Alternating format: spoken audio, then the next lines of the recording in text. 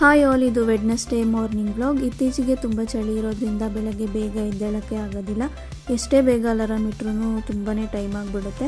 Almost all ನಾನು ಎದ್ದೇಳೋದು 9 o'clock ಮೇಲೇ. ಇವತ್ತು ಕೂಡ ಹಂಗೆ ಆಗೋಗ್ಬಿಟ್ಟಿತ್ತು. ನಾನು ಎದ್ದೇಳೋಷ್ಟರಲ್ಲಿ ಅಣ್ಣ ಜಿಮ್ಮಿಂದ ಇನ್ನೂ ಬಂದಿರಲಿಲ್ಲ. ಸೊ ಅವ್ನು ಬರೋಕ್ಕೂ ಮುಂಚೆ ತಿಂಡಿ ರೆಡಿ ಮಾಡಿಬಿಡೋಣ ಅಂತ ಹೇಳಿ ಸೋಯಾಬೀನ್ಸ್ ಕರ್ರಿ ಮತ್ತು ಸೋಯಾಬೀನ್ಸ್ದು ಚಪಾತಿನ ಮಾಡ್ಕೊಳ್ಳೋಣ ಅಂತ ರೆಡಿ ಮಾಡ್ಕೊಳ್ತಾ ಇದ್ದೀನಿ. ಸೊ ಚಪಾತಿ ಬ್ಯಾಟರ್ ನಾರ್ಮಲಾಗಿ ಕಲಿಸ್ಕೊಳ್ಳೋದು. ಸೋಯಾಬೀನ್ಸ್ ಕರಿ ಯಾವ ರೀತಿ ಮಾಡೋದು ಅಂತ ಹೇಳಿದ್ರೆ, ಸ್ವಲ್ಪ ಸೋಯಾನ ಫ್ರೈ ಮಾಡಿಕೊಂಡು ಮೊಸರಲ್ಲಿ ಮ್ಯಾರಿನೇಟ್ ಮಾಡಿ ಅದಕ್ಕೆ ಸ್ವಲ್ಪ ಈರುಳ್ಳಿ ಪುದೀನ ಹಾಕಿ ಫ್ರೈ ಮಾಡಿಕೊಂಡು ಜೊತೆಗೆ ಟೊಮೆಟೊ ಪ್ಯೂರಿನ ಹಾಕ್ಕೊಬೇಕು.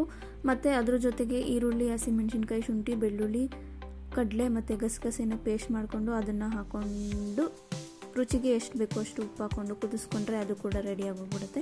ಇನ್ನು ಈ ಕಡೆ ಅದಾಗೋಷ್ಟರಲ್ಲಿ ಚಪಾತಿ ಕೂಡ ನೀಟಾಗಿ ಮ್ಯಾರಿನೇಟ್ ಆಗಿತ್ತು. ಅದನ್ನು ಕೂಡ ಬೇಯಿಸ್ಕೊಂಡೆ. ಇವತ್ತಿನ ತಿಂಡಿ ಇಷ್ಟೇ. Thank you.